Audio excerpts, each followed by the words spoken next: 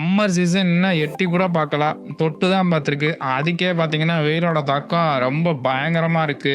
இந்த வெயிலோட தாக்கத்துலேருந்து ஒரு 2 நாள் தலைமறைவா இருக்கலான்னு கார் எடுத்துட்டு நாம இப்ப எங்க வந்திருக்கோம்னு பார்த்தீங்கன்னா, ஏற்காடு. நீங்களும் அந்த வெயிலோட தாக்கத்துலேருந்து தப்பிக்கணும்னு நினைக்கிறீங்கன்னா, அதிகபட்சம் ஊட்டி, கொடைக்கானல்னு டிராவல் பண்ணுங்க. ஒரு 2, 3 நாள் நிம்மதியா இருந்துட்டு நீங்க பாட்டுக்கு வரலாம்.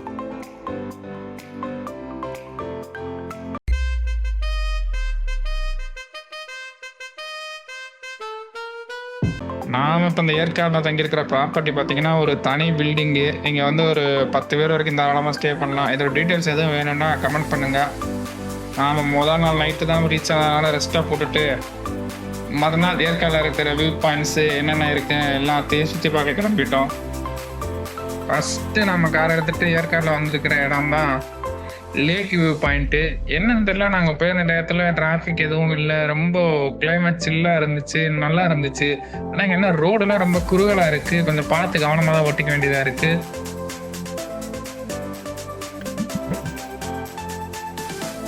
அப்படியே லேக்கோட வியூ பாயிண்ட்லாம் பார்த்துட்டு அடுத்து 2வது எங்கே வந்திருக்கோன்னு பார்த்தீங்கன்னா, லேடி சீட் வியூ பாயிண்ட். பேரே கொஞ்சம் பயங்கரமாக தான் இருக்குது. இங்கே வியூ எப்படி இருக்குன்னு நீங்களே கொஞ்சம் பார்த்து தெரிஞ்சுக்கோங்க. நல்லா இருந்துச்சுன்னா மறக்காம லைக் ஷேர் சப்ஸ்கிரைப் பண்ணிக்கோங்க.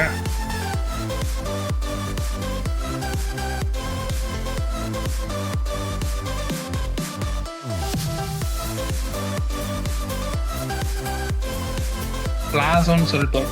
அட்வென்ச்சர் கேமிங் சென்டரும் இருக்குது. அங்கே உள்ள ப்ளே பண்ணுறதுக்கான அடல்ட்ஸ்க்கான ஏரியா இருக்குது. அதை கம்ப்ளீட் பண்ணிட்டு அப்படியே நம்ம அடுத்த இருக்கிற இடம் தான் பாப்பீஸ் ஹில்ஸ் அட்வென்ச்சர் பார்க். இங்கே வந்து குழந்தைங்களுக்கான ப்ளே ஏரியான்னு சொல்லலாம்.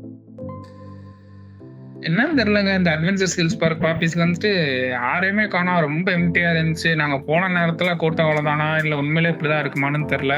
ஏற்காடில் யாரோ இருந்து பார்த்துட்டு இருந்தீங்கன்னா மறக்காம கமெண்ட் பண்ணுங்க. என்னது இது இன்னைக்கு ஊருக்குள்ள ஒரு வேலையும் காணா, ஊரே ஒரே மயான காட்சி அளிக்குது. தனியா வர்றதுக்கு பயபாத்தாப்பா இருக்கு. ஆனால் ஒரு விஷயத்த ஏற்காடில் பாராட்டியாகணுங்க, எல்லா பிளேஸஸும் அடுத்தடுத்து ரொம்ப பக்கத்தில் தாங்க இருக்குது. அதனால் விசிட் பண்ணுறதுக்கும் ரொம்ப ஈஸியாக இருக்குது, நல்லா என்ஜாய் பண்ண முடியுது.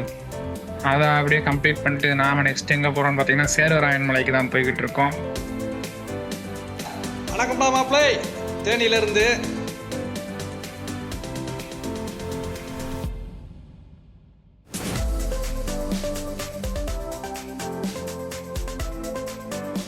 சேர்வராயன் கோயிலுக்கு தான் போய்கிட்டு இருக்கோம். பார்த்துட்டு நீங்கள் எத்தனை பேர் இந்த சேர்வராயன் கோயிலுக்கு வந்திருக்கீங்க அப்படின்றத மறக்காமல் சொல்லுங்கள். இங்கே வந்து வைகாசி விசாகத்துக்கு அப்போ மட்டும் தேரோட்டம் இருக்கும். அது ஒரு திருவிழானே சொல்லலாம். இங்கே இருக்கிற பழங்குடி மக்கள் வந்து எல்லாருமே பார்த்து சாமி வந்து வழிபடுற இடம்னு சொல்கிறாங்க. நீங்கள் இந்த சேர்வராயன் கோயில் திருவிழாவுக்கு வந்திருக்கீங்களா, தேரோட்டத்துக்கு வந்திருக்கீங்களான்றதே மறக்காமல் சொல்லுங்கள்.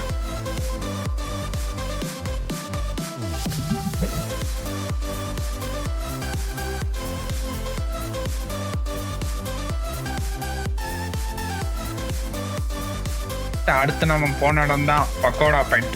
பேரு சொல்லு, நீதான் தைரியமான ஆளு. தெரியும்னு நினைக்கிறேன், தெரிஞ்சவங்க கமெண்ட்ல சொல்லுங்க. இங்க வியூ வந்து அருமையா இருந்துச்சு.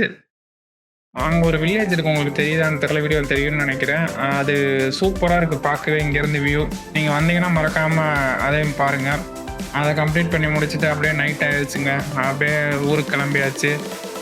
அந்த பக்கோடா பாயிண்ட் விசிட் பண்ணுறதுக்கே நேரம் சரியாக இருந்துச்சுங்க. அதை அப்படியே முடிச்சுட்டு பொட்டு பொடிக்க கட்டிட்டு வந்த 2 நாள் ட்ரிப் என்ஜாய் பண்ணிட்டு நேராக இப்போ நம்ம ஊரை நோக்கி தான் கிளம்பிட்டோம். நாம் இப்போ சொந்த ஊருக்கு போல் கோயம்புத்தூருக்கு தான் போகிறோம். உங்களுக்கு எப்போல்லாம் வாய்ப்பு கிடைக்குதோ அப்போல்லாம் முடிஞ்சளவுக்கு பயணம் பண்ண கற்றுக்கோங்க. ஏன்னா பயணம் தர அனுபவம் வேறு எதாலையும் கொடுக்க முடியாது. வர்ற வாய்ப்பை விட்டுட்டு அப்புறம் பார்த்துக்கலாம்னீங்கன்னா வயசு வாலிபமும் போயிடும். இளமையில் இருக்கிற துடிப்பு முதுமையில் இருக்குமான்னு கேட்டால் தெரியாது. அதனால் இளமையில் இருக்கும்போதே முடிஞ்ச அளவுக்கு எவ்வளோ தூரம் இந்த உலகத்தை எக்ஸ்ப்ளோர் பண்ண முடியுமோ எக்ஸ்ப்ளோர் பண்ணிக்கோங்க. அதில் இருக்கிற மெமரிஸ், அதில் இருக்கிற ஃபீலிங்ஸ் எல்லாமே ஒரு விதமான சந்தோஷம் எல்லாமே கலந்ததாக இருக்கும். அதை மிஸ் பண்ணிடாதீங்க. முடிஞ்ச அளவுக்கு எவ்வளோ தூரம் என்ஜாய் பண்ண முடியுமோ அவ்வளோ தூரம் இளமையில என்ஜாய் பண்ணுங்க. அடுத்த விழாக்களை சந்திப்போம். பாய்.